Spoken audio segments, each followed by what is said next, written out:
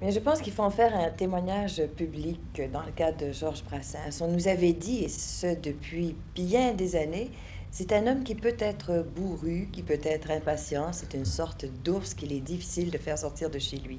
Mais c'est pas vrai du tout, c'est des histoires qu'on nous a racontées depuis tout ce temps-là. Nous avions rendez-vous hier avec Georges Brassens et nous nous sommes vus dans l'impossibilité de faire cette entrevue au moment prévu, si bien qu'il a accepté de revenir aujourd'hui. Je pense qu'on peut pas dire, Georges Brassens, qu'il faut être un homme bourru pour accepter une chose comme celle-là. Bon, je me suis toujours défendu d'être bourru. En réalité, c'est une légende qui... C'est une légende qui tient, C'est une cependant. légende qui tient, oui, mais je ne pense pas que ce soit bien gênant. Au contraire, ça m'évite. Ça m'évite des tas de fâcheux. Mais en Ça, réalité, ceux qui me connaissent savent très bien que c'est absolument faux. ça vous évite d'avoir probablement à dire non à bien des gens, puisqu'on ne vous demande pas de peur de se faire dire non. Je dis difficilement non. J'ai pas tellement le courage de dire non. Je dis toujours peut-être. Ce qui est pire. Je manque un peu de courage. Vous manquez de courage. C'est difficile de dire non à quelqu'un qui est persuadé que votre présence dans son émission, dans son spectacle est indispensable. Parce que c'est toujours indispensable, non, pour ceux qui vous demandent. C'est exact, oui. C'est toujours difficile de dire non. Est-ce que ça vous embête beaucoup, les entrevues? Non, pas tellement. Parlez Je de ne vous. les cherche pas, Oui. mais enfin, si on Mais me parlez court de un vous, peu ça- après, on arrive à m'atteindre quand même. Parler de vous, ça ne vous dérange pas, c'est-à-dire rien. Non, ça m'enchante pas non plus tellement. C'est pas tellement facile, et puis on répète toujours la même chose. C'est un peu embêtant de parler de soi. Enfin, ça... Il y a une autre légende qui tient aussi, c'est que vous êtes un homme qui vit à la campagne, qui a besoin des grands espaces. Ça non plus, ça n'est pas vrai. Non, pas tellement vrai. Je n'aime pas tellement la campagne. Je suis né dans un port et je me plais beaucoup à Paris. Alors il m'arrive d'aller à la campagne, bien sûr. Mais enfin, si je ne vois pas des arbres ou des brins d'herbe durant 5-6 mois, je n'en suis pas malade.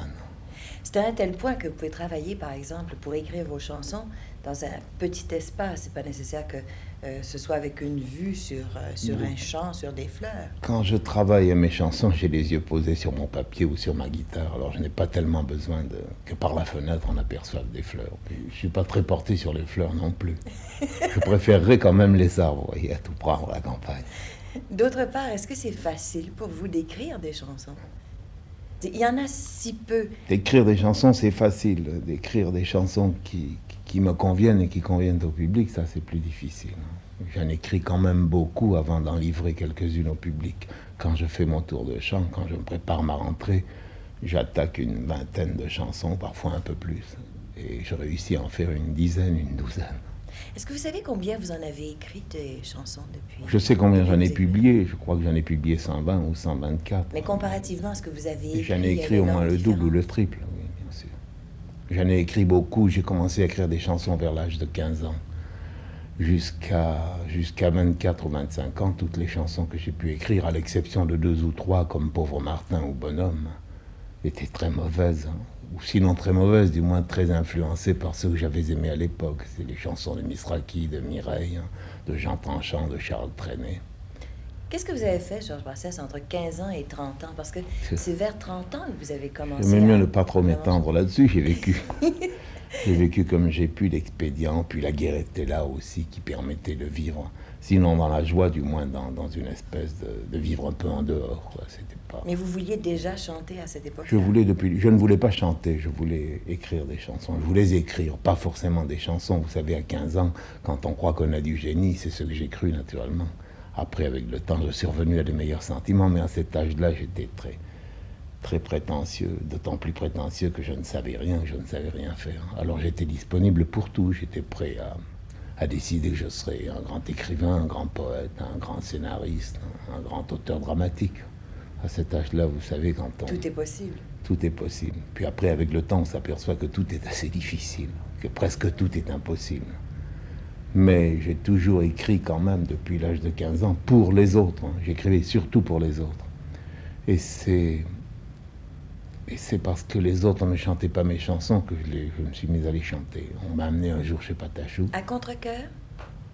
À contre-cœur, non, mais j'avais déjà 30 ans à ce moment-là. À 30 ans, c'est difficile quand même d'aller en scène, de demander aux gens leur avis. Il faut commencer très jeune, cette plaisanterie-là. Parce qu'à 30 ans, on a quand même un sens de la dignité plus développé. Enfin, ça me gênait un peu d'aller en scène. Et puis, comme je ne fais pas de spectacle en scène, puisque je ne bouge pas, je reste Vous statique chantez avec vos ma chansons, guitare. c'est ça. Je ne pensais pas que la scène était indispensable. J'aurais préféré ne faire que des disques. Mais après mes contacts avec le public, depuis 22 ans maintenant, on finit quand même par m'apporter des satisfactions. C'est quand même agréable. Pourquoi ça a été des chansons et non pas des romans? Des romans, il y en a eu un seul, je crois. Oui, c'est parce que c'est la forme qui était la plus facile à présenter au public. Ça sert à quoi des chansons dans la vie? En fait, dans la vie des gens?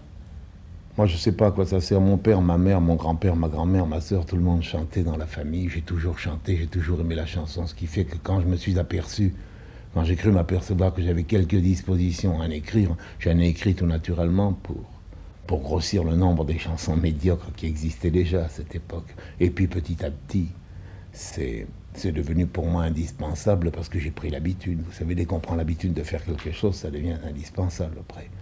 Un beau jour, vers l'âge de 25-26 ans, j'ai cru m'apercevoir que mes chansons commençaient à tenir debout. Alors j'ai continué dans cette voie. J'aurais pu écrire d'autres choses, mais la formule de la chanson me convient assez. J'aime assez, quand même, c'est un exercice assez exaltant qui consiste à mettre dans un cadre, dans un petit cadre, mettre le plus de choses possible. Ça, c'est assez amusant. On vient de marquer une grosse pierre blanche, là. C'est assez étonnant, d'ailleurs, parce qu'on dit le 20e anniversaire des chansons de Georges Brassens, mais est-ce que ça fait pas 22 ans si on fait un compte juste? Ça fait 22 ans que je chante en public. Oui. Et on fête les 20 ans. Et ça fait bientôt 40 ans que j'écris des chansons. C'est important On fête pour les vous. 20 ans parce que c'est plus facile. C'est important pour vous, ça, ce temps d'arrêt, là, cette pierre blanche, Non. cette espèce de monument? Non. Non? Ça compte pas? 20 ans? Chiffre rond? Non, parce que je vous dis, il y a si longtemps que j'écris des chansons que 20 ans, ça me paraît... Non, ça n'a pas tellement d'importance. Ce qui m'importe, c'est ce que j'écrirai demain. Vous savez, ce ne sont pas les chansons que j'ai écrites. Est-ce que vous êtes sensible au succès que vous avez, qui est un succès international, que vous alliez dans les pays un peu partout ou pas? Ça reste... international, c'est beaucoup dire. Vous savez, en dehors des pays de langue française, mes chansons ne sont pas connues. C'est quand même toujours important d'avoir du succès parce que c'est la preuve que ce que l'on fait atteint son but. Et au fond, j'écris quand même des chansons pour moi, mais aussi pour les autres. Alors le succès est la preuve que mes chansons intéressent les autres. Je suis quand même content. Oui. Vous savez, Georges Brassens, chaque année, quand on présente la saison d'automne, la saison des spectacles au Québec, il se trouve toujours un impresario pour dire « J'espère pouvoir vous présenter cette année Georges Brassens ». Et chaque année, il n'y a pas de Georges Brassens à l'horizon. Est-ce que c'est parce que vous détestez les voyages que vous ne venez pas? Non, c'est pas tout à fait ça. Il convient quand même de rétablir la vérité à propos du Canada. Bien des Canadiens se plaignent de ce que je ne vienne pas là-bas. Il semble à la longue que j'ai quelque chose contre le Canada, alors qu'au contraire, le Canada, mon séjour au Canada vers les années 60 est un des meilleurs souvenirs de ma carrière. J'ai eu au Canada justement du succès avec certaines chansons qui n'en avaient pas ici. Des chansons comme Il suffit de passer le pont, ou comme L'Amandier, des trucs comme ça qui ne marchaient pas tellement ici, que justement au Canada ont marché parce que là-bas on aime beaucoup la chanson. C'est uniquement parce que depuis cette fois où je suis allé au Canada, j'ai été malade à plusieurs reprises. J'ai eu des pierres dans les reins et que mon activité a dû être réduite parce que j'ai les reins très abîmés. Ce qui fait que quand j'ai passé un an, il me faut à peu près une année pour écrire toutes mes chansons. Parce que je vous disais tout à l'heure, j'en fais une vingtaine pour arriver à en avoir une douzaine de potables. Quand j'ai passé un an à écrire mes chansons, 3 mois à Paris et 3 ou 4 mois en tournée, des tournées obligatoires parce que ce sont des copains qui les font. Et je ne peux pas leur refuser parce que je ne sais pas dire non. Je n'ai plus de place, je n'ai plus la force. Il faudrait non s'y plus. annuler une tournée en France pour la Je pensais le faire la prochaine fois, si prochaine fois il y a. Je pensais faire une rentrée à Paris. Et puis après, au lieu de me balader en France, j'essaierai d'aller au Canada. Ces maladies à répétition, est-ce que c'est difficile à accepter pour vous? Vous êtes un homme qui paraît avoir besoin d'être en santé, me semble-t-il. Mais je suis en parfaite santé, ce sont des accidents mécaniques. C'est C'est un tuyau qui se bouche, comme comme le tuyau d'eau, vous voyez, qui se remplit de tartre. C'est un tuyau qui se bouche, et alors quand il se bouche, évidemment, plus rien ne marche. Ça fait souffrir. Mais à part ça, je suis en très bonne santé, je n'ai pas de rhume, je n'ai jamais eu la grippe, enfin, je n'ai jamais rien que ça. Mais ça fait souffrir. Ça fait souffrir et j'ai ça depuis l'âge de 30 ans. Enfin, je ne veux pas m'étendre sur mes maladies, là, c'est pour expliquer les raisons pour lesquelles Ce que on j'aimerais ne me voit savoir, pas au c'est si la Canada. souffrance est difficile à accepter. Au début, c'était difficile, puis progressivement, on s'y fait. On s'habitue à ça Je aussi. suis pas très louillé du reste. Je supporte assez bien. Est-ce que vous êtes Sur le plan moral, c'est plus mental, c'est moral, c'est plus mental, c'est plus difficile à supporter. Est-ce que vous êtes un solitaire? Est-ce que vous vivez très seul? Non.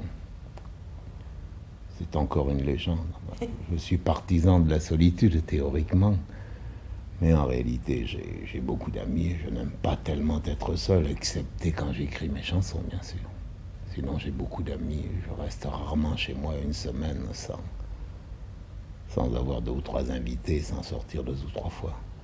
Vous parlez de légende, on disait que vous étiez un solitaire, un ours, bourru, etc. D'où viennent-elles ces légendes?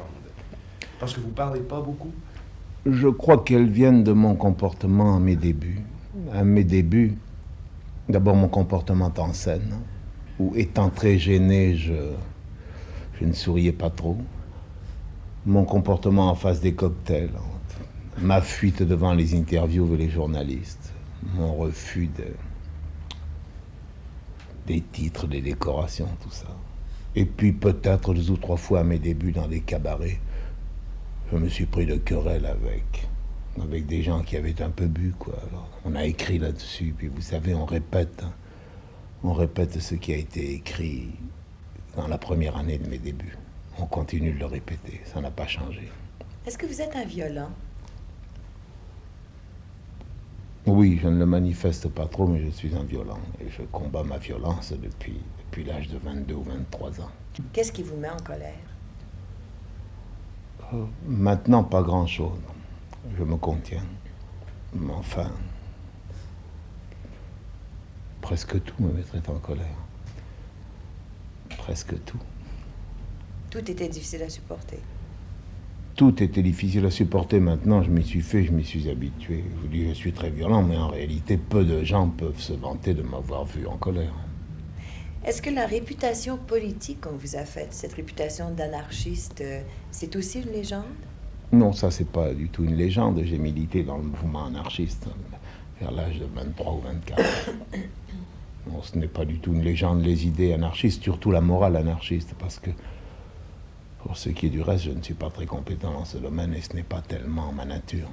La morale anarchiste est celle qui était la plus proche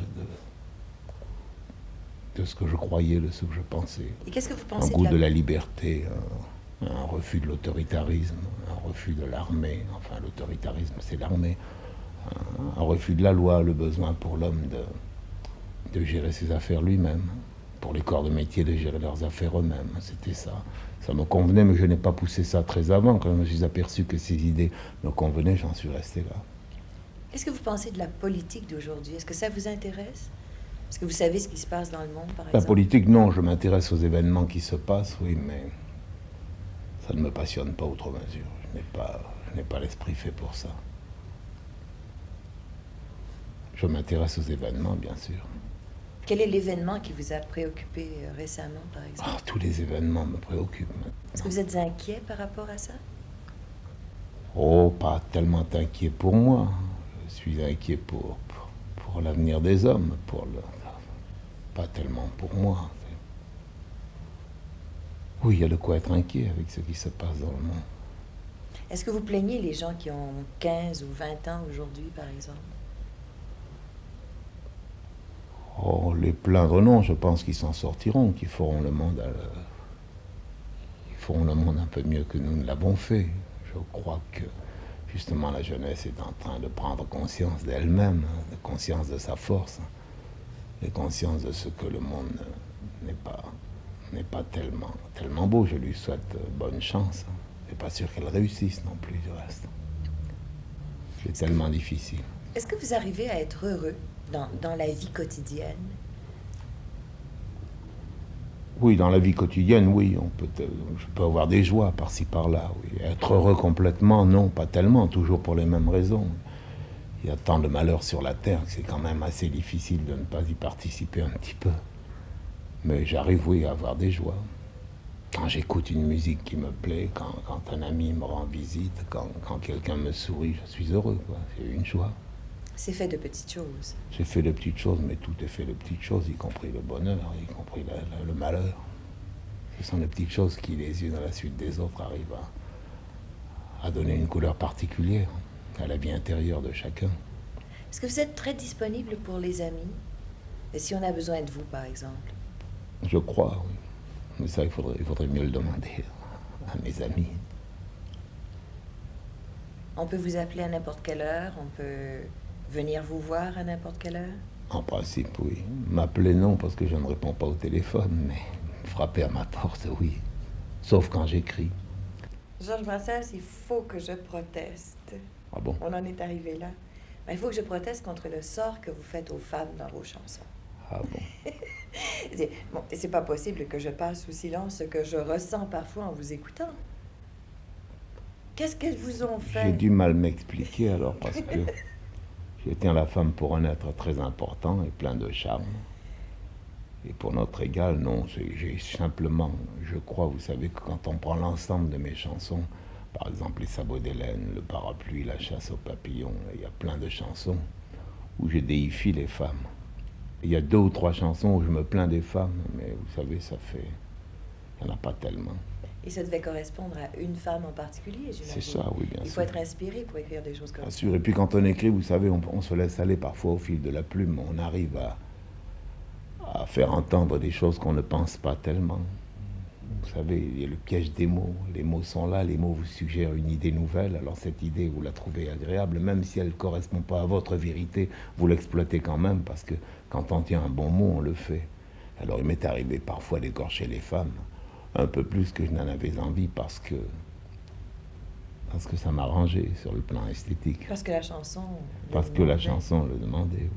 Et puis parce que c'est rigolo, et c'est une vieille tradition aussi, en réalité, ça n'implique pas que j'en veuille aux femmes, bien au contraire. C'est parce que c'est une vieille tradition française qui vient du Moyen-Âge. Ben, comme ça risque de passer à la légende, dites-moi ce que vous en pensez des femmes aujourd'hui. Alors, des femmes en général, je n'en pense rien, vous savez, Vaut mieux les prendre en particulier. je pense que la femme est indispensable, oui, je crois. Ça dépend des femmes, ça aussi. Il est très difficile, comme dans tous les domaines, de généraliser. Il y a des femmes agréables, des femmes qui le sont moins, comme des hommes du reste. En réalité, moi, je ne fais pas de différence entre les femmes et les hommes. J'estime qu'ils valent autant les uns que les autres, les unes que les autres. Et souvent ne valent pas plus les unes que les autres. Il y a eu une femme extrêmement importante dans votre vie, sans laquelle vous ne seriez pas ce que vous êtes, je pense, et c'est Jeanne. Oui, bien sûr, Jeanne a eu une très grande importance. Mais c'était plus une mère qu'une femme pour moi. C'est autre chose. Quelles étaient ces qualités qui vous ont retenu? Oh, ces qualités, elle en avait beaucoup, mais la qualité dont j'ai le plus profité, c'est qu'évidemment, elle et son mari d'ailleurs, puisque j'ai vécu chez eux, elle et son mari ont cru en ce que je faisais et m'ont gardé avec eux et m'ont encouragé. Ça ne vous manque pas de ne pas avoir de famille à vous, des enfants qui grandissent autour? Les enfants, non, mais j'ai une famille quand même, j'ai beaucoup d'amis. J'ai une petite amie aussi depuis très longtemps. Je suis assez fidèle. Et c'est comme si j'étais marié du reste, puisque ça fait 26 ou 27 ans qu'on se connaît. Mais les enfants ne me manquent pas, non. Je pense que si j'avais eu des enfants, j'aurais été un peu gâteux, bien sûr, mais n'ayant pas eu, je n'en manque pas. J'ai remarqué d'ailleurs autour de moi que ceux qui ont eu des enfants sur le tard ça n'était pas tellement soucié avant. Par exemple, Pierre, mon secrétaire, ne s'intéressait pas du tout aux enfants. Il a eu une fille un beau jour, il est devenu complètement gâteux. Je pense que j'aurais fait de même. Mais je préfère ne pas me continuer. Je préfère que la dynastie s'arrête avec moi parce que je n'ai pas tellement confiance en l'avenir, vous voyez. Je préfère ne pas me reproduire. Est-ce que vous croyez que le siècle dans lequel on vit est un siècle fait pour les poètes? Oh, tous les siècles se valent. C'était Vous aussi savez, la difficile à poésie, votre c'est moment. surtout en soi qu'on l'a. Le monde extérieur a sans doute une incidence sur la vie intérieure de chacun, mais je pense que quand on a une petite musique dans la tête, on la sort toujours. Je crois qu'on aura de plus en plus besoin de ce qu'on appelle la poésie. Vous savez, moi, je me suis toujours défendu d'être poète. Non, j'écris des chansons, je ne me prends pas pour un poète. Oui, mais on vous dit poète. Enfin, une espèce d'émotion, si vous voulez. Un art à côté de la vie. Moi, j'écris parce que... Enfin, c'est une explication a posteriori, ça, parce que il a bien fallu que je me trouve des explications. J'écris parce que le monde dans lequel on est ne me convenant pas tout à fait, je me crée un monde parallèle dans lequel je fais à peu près ce que je veux, quoi. Je crois que la plupart des gens qui écrivent pour ça, pour créer autre chose que ce qui existe. Une espèce d'évasion. Un monde idéal. À 20 ans, on s'assoit quelques amis ensemble et pendant des heures, on refait le monde. Est-ce que ça vous arrive encore d'avoir envie de refaire le monde, de le changer? J'aurais bien envie de le refaire, bien sûr, mais en suis-je capable? Et puis le refaire comment? Il y a tellement de théories possibles. Et c'est assez difficile de refaire le monde. Ça ne se fait pas du jour au lendemain, quand même. Il y a tellement de monde dans le monde et tellement d'idées différentes. Encore qu'il vaut mieux que les idées soient différentes. Mais je crois que c'est assez difficile de refaire le monde. Est-ce que vous êtes un homme généreux? Est-ce qu'il vous arrive de donner des choses? Oui, bien sûr. Bien sûr. Là, vous allez chatouiller ma fausse modestie. Là. Si je vous dis que je ne suis pas généreux, c'est pas vrai. Si je vous dis que je suis généreux, c'est prétentieux et c'est idiot. Il y a une histoire qu'on raconte à votre sujet, et là, il faudrait vérifier si elle est vraie encore ou si elle fait partie de la légende. On raconte qu'un jour, un clochard vous a demandé la charité à la sortie de l'Olympia. Est-ce que cette histoire est vraie? Ah, je sais pas de quelle histoire il s'agit, mais ça m'arrive très souvent. Et que ce clochard est revenu quelques années plus tard vous rendre ce que vous lui aviez donné? C'était pas un clochard, c'était un type qui sortait de prison, qui m'avait demandé une certaine somme que je n'avais pas d'ailleurs à cette époque, parce que ce n'était pas l'Olympia, c'était aux Trois Baudets. C'était à mes débuts, je n'étais pas très bien payé. Il sortait de prison, il était interdit de séjour à Paris. Et alors il est venu, ne connaissant personne, il est venu s'adresser à moi pour me demander un peu d'argent pour pouvoir retourner en province et recommencer. Alors je lui ai donné la somme qu'il me demandait après être allé emprunter à la caisse, puisque je n'avais pas cette somme. Et puis je n'y pensais plus, et 3-4 ans après, un type est venu. Il m'a dit, vous me reconnaissez? J'ai dit non. Et il m'a dit, je suis celui qui... Il s'est rappelé à mon souvenir. Alors je lui ai dit, ben garde, il venait me rendre ce que je lui avais prêté 4 ou 5 années en arrière. Je lui ai dit, gardez ça, ça sera mon cadeau de mariage, parce qu'il m'a présenté sa femme en même temps. Mais ça arrive souvent, vous savez qu'on demande aux artistes. C'est fréquent, c'est quotidien même. Mais si tout le monde à qui vous avez prêté vous rendait ce qu'on vous doit, est-ce que vous seriez riche aujourd'hui? Oui. Oui, beaucoup. Merci, Georges Brassens.